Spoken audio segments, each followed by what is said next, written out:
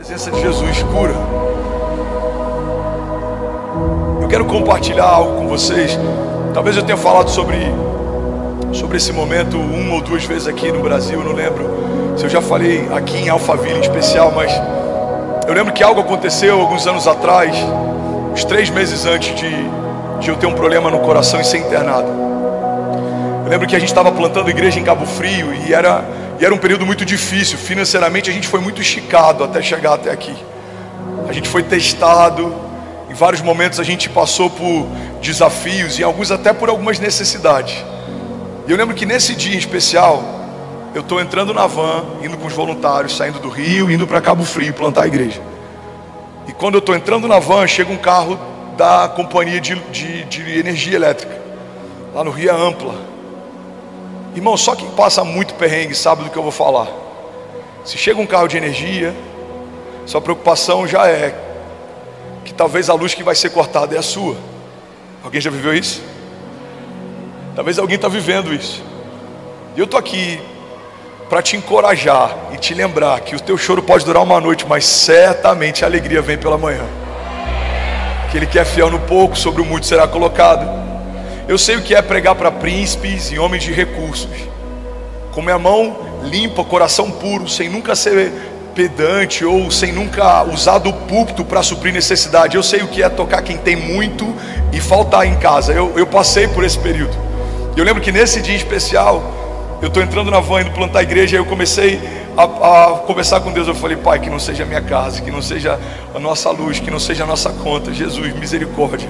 E aí tá a Kezinha e a Cécia bem pequenininha em casa. Daqui a pouco chega a mensagem da Kezinha: amor, a Ampla chegou e veio cortar a luz. Eu falei: amor, tenta conversar com eles, fala que eu vou acertar essa semana. Daqui a pouco vem a outra mensagem dela: amor, eles falaram que não tem como, tem GPS no carro e eles vão ter que cortar. Eu falei: tá bom, quando eu chegar eu resolvo. Eu fui para Cabo Frio, preguei como se fosse a última vez. Pessoas foram curadas, pessoas foram libertas. A gente teve salvação de uma forma sobrenatural naquela noite. E eu voltei para casa, mas irmão, eu confesso que eu esqueci completamente que a luz da nossa casa estava cortada. E aí eu cheguei em casa, coloco a mão no interruptor, não acende, e eu lembrei: putz, a luz está cortada. Amor, Kezinha, cheguei, amor. Eu começo a andar pela casa, nada da Kezinha, nada da Cécia. E aquilo começou a me dar um desespero. Eu falei: caramba, cadê a Kezinha? Cadê a Cécia? Aí eu tento ligar, ela não atende. Aí eu vou olhar no WhatsApp, tem uma mensagem dela: amor, a Cécia estava com medo do escuro e eu vim dormir na casa da minha irmã. Amanhã você pega a gente aqui. Irmão, eu confesso que poucas vezes eu me senti tão inútil como provedor e como pai, como naquele dia. E não porque eu não consegui pagar uma conta, mas porque eu estou construindo igreja e servindo ao meu chamado, mas eu não consigo bancar uma necessidade básica da minha casa. Eu estou fazendo aquilo que Jesus me chamou para fazer, mas eu não consegui suprir uma necessidade básica. Eu estou lá plantando igreja e a minha família está passando vergonha no condomínio. Os porteiros ficaram sabendo, o síndico ficou sabendo, os vizinhos ficaram sabendo, e um monte de sentimentos começaram a inundar o meu coração. Mas hoje eu entendo que Deus permitiu aquela circunstância porque Ele queria me ensinar algo, e é sobre o que eu aprendi naquela noite que eu quero compartilhar aqui nessa manhã. Você está comigo? Diga amém. Eu lembro que eu comecei a andar pela casa e eu fui no quarto da Cécia, e eu fiquei ali olhando o quarto da Cécia, eu fiquei olhando os brinquedinhos da Cécia, eu fiquei vendo as fotos da Cécia, estava com o cheiro da Cécia. Aí eu fui pro nosso quarto de casal e eu fiquei olhando o meu quarto com a Kezinha, as roupas da Kezinha, as roupas que ainda estavam penduradas no banheiro, o cheiro da Kezinha no quarto. E aí eu sento no sofá e eu começo a chorar, irmão, copiosamente. E Deus falou algo comigo que marcou a minha história para sempre. Talvez vai marcar a história de alguém aqui. Deus falou para mim: filho, o que vale uma casa se ela está vazia? E aquilo explodiu a minha mente. Ele falou de novo: André, o que vale uma casa se ela está vazia? A casa pode ser a mais incrível, pode ser a maior casa, pode ser a mais luxuosa. Você pode colocar o que existe de melhor, mas se ela está vazia, ela perde o sentido. E aí Deus logo em seguida falou algo para mim. É a partir dessa premissa que a gente vai fluir aqui hoje. Você está comigo ainda? Diga amém.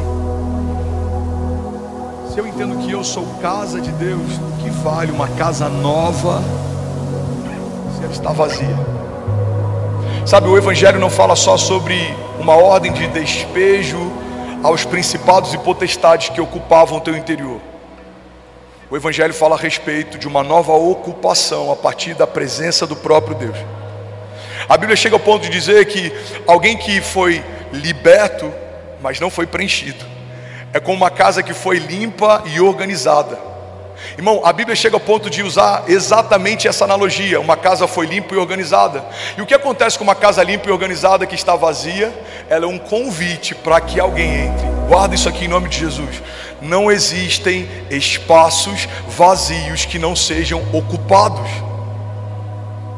Todos os lugares, eu vou abrir um parênteses aqui, que a igreja se calou, o mundo ocupou esses lugares. Discutíamos sobre usos e costumes dentro da igreja, não nos preocupávamos com uma agenda cultural e educacional para a nação.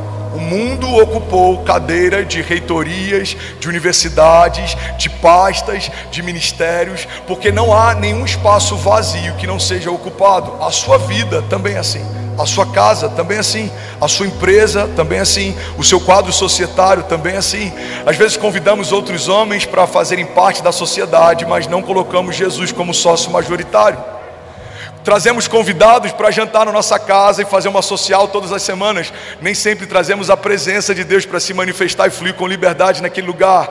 E às vezes a gente se assusta porque coisas acontecem, porque coisas fogem do nosso controle. Irmão, guarda isso aqui em nome de Jesus. 745 curas online, não para. Alguém pode celebrar Jesus? Será que alguém pode declarar isso nessa manhã? Diga: a presença de Jesus cura toda enfermidade.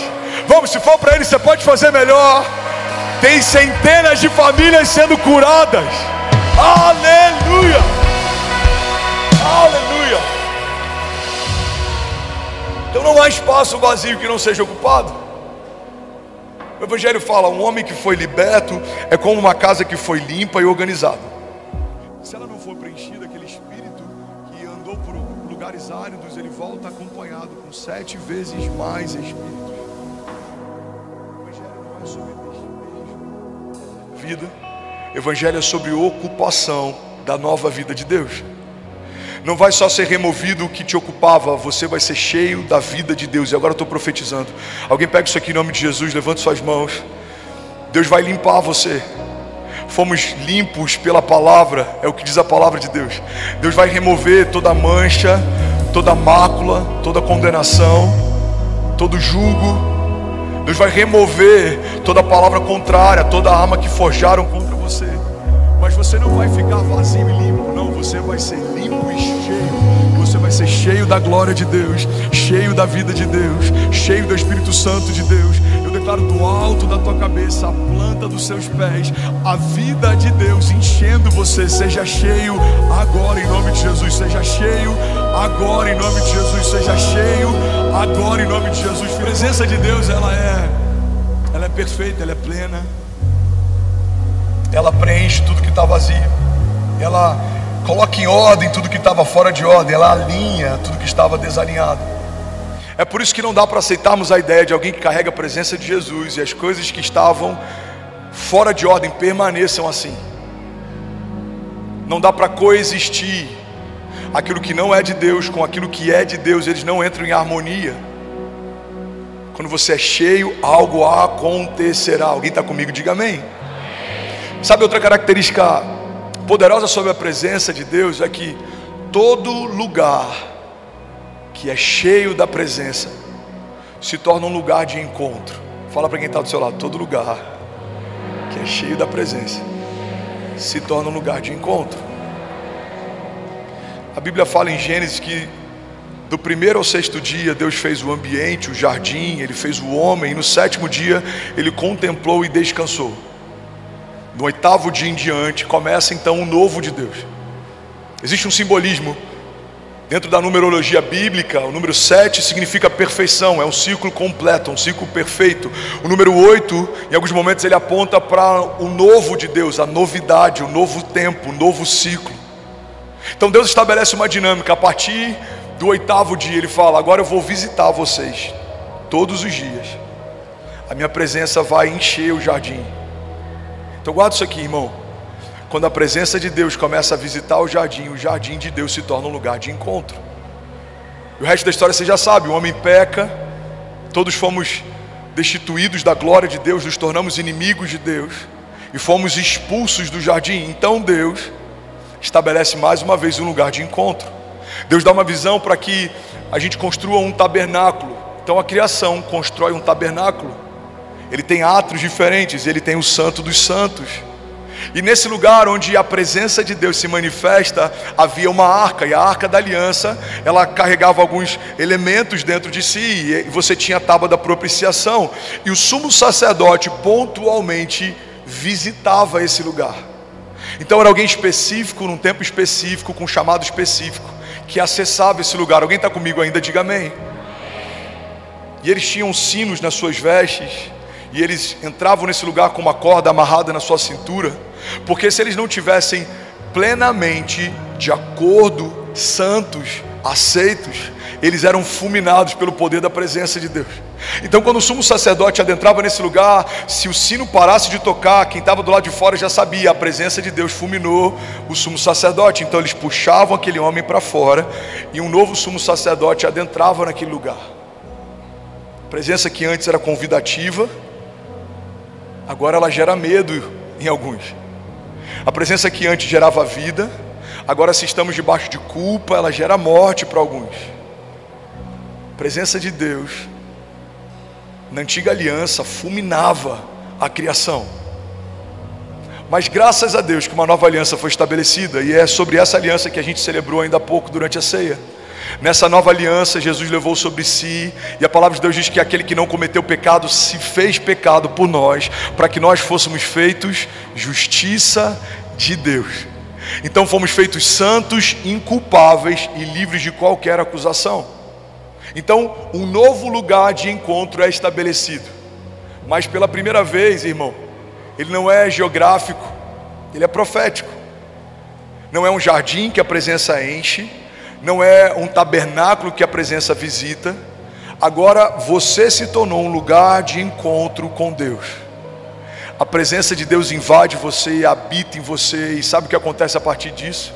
Todo mundo que encontrar você vai encontrar a presença que você carrega. Por que, pastor, que os meus filhos serão salvos? Porque eles conhecerão Jesus, conhecendo o Jesus que habita em você. Vamos, levante suas mãos e recebe isso em nome de Jesus. Pessoas que nunca ouviram Jesus vão ouvir Jesus ouvindo você.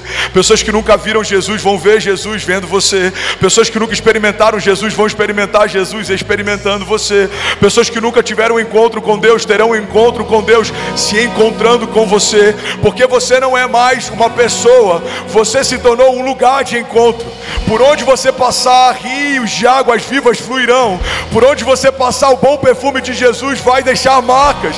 Por onde os seus filhos passarem, coisas acontecerão. Porque não é mais uma família qualquer, é uma família de Deus, que carrega a vida de Deus. Sabe, aos olhos dos homens, talvez alguns vão dizer: olha, é uma família simples passando por aqui. Mas os céus dirão: uma família de Deus, que carrega um bom perfume de Jesus, está entrando nesse lugar. Está entrando nesse lugar. É por isso que a palavra de Deus nos garante: onde colocarmos as plantas dos nossos pés, nos serão confiados. Aquilo que você pedir, a palavra de Deus diz: pede-me e eu te darei nações por herança, e os confins da terra como a tua propriedade. É porque a presença de Deus que habita em você dá acesso a novas realidades. Você vai correr e não vai se cansar. Você vai voar alto como águia e vai ver o que ninguém viu. Você e a sua casa, permanecendo em Deus, serão inabaláveis. Serão como os montes de Sião, que não se pode abalar. Você e a sua casa serão invencíveis, ilimitados. Se alguém crê nisso, diga: eu creio que a presença de Deus, diga, me habilita para viver o impossível de forma inevitável. Vamos, levante suas mãos, diga: milagres, sinais e maravilhas acontecerão. A minha casa será conhecida como lugar de oração, lugar onde Deus habita. Diga: os meus filhos cheios da vida de Deus, a minha empresa cheia da glória de Deus, o meu chamado, diga, completamente cheio do poder de Deus. Sinais e maravilhas acontecerão. Promessas e palavras de Deus me seguirão. Diga: ninguém, nenhum principado ou potestade poderá me resistir. Vamos, a palavra de Deus diz: resistir ao diabo e ele fugirá de vós. Os nossos inimigos vêm contra nós por um caminho, mas por causa da presença, por 7 caminhos eles fugirão. Se alguém crê nisso, você pode, pelo amor de Deus, dar um brado de liberdade no seu lugar. Aleluia, aleluia. Vamos declarar: tua presença vale mais. Tua presença vale mais. Bom, você acabou de assistir uma mensagem aqui do nosso canal. Eu tenho certeza que ela te edificou e que ela vai gerar algo novo em você. E a gente separou mais 2 vídeos. Eu quero deixar essas indicações aqui para você continuar queimando com Jesus. E eu quero muito te fazer um pedido também. Se essa mensagem te edificou, comenta aqui embaixo, segue o canal e me ajuda a compartilhar para que mais pessoas sejam tocadas também. Deus te abençoe.